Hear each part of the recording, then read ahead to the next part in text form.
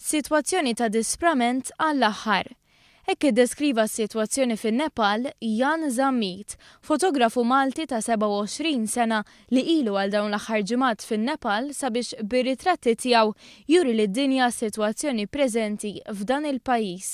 Hija bħalissa qiegħed Kathmandu fl-Uganda fis-center tat-touristic area ta' Kathmandu. Bażikament wara l-ewwel terremot naħseb għaddew xi ġimagħtejn qabel l-affarijiet irritornaw għan-normal. Imma issa peress li kien hemm it-tieni waħda issa kollox magħlu m'hemmx ħwienet miftuħin jiġifieri.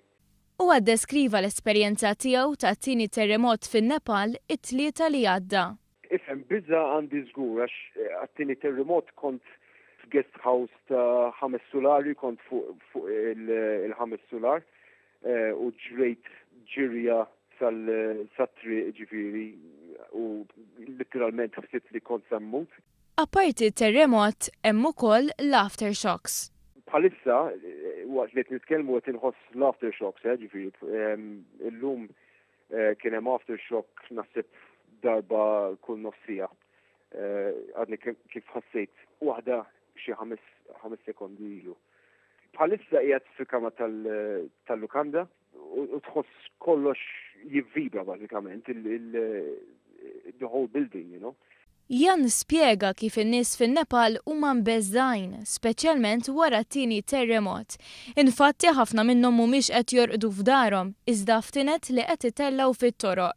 Sfortunatament l-international media ġew hawnhekk wara l-ewwel terremot għadu għaw ġimgħa maximum 10 ijiem u telqu.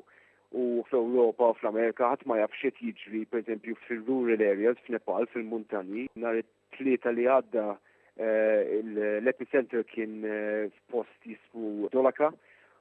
Mort hemm il-bieraħ bil-mutur u letteralment kull imkien diżastru, ġifieri m'hemmx dar waħda sħiħa. Huwa ddeskriva s-sitwazzjoni fin-Nepal bħala waħda ħażina għall-aħħar. Bażikament qed nipprova nuri id-dinja x'qed jiġri u min qed jgħinhom, min mhux qed jgħinhom. Ħafna min-nies m'għandhomx ikel, m'għandhomx djar u mediċini.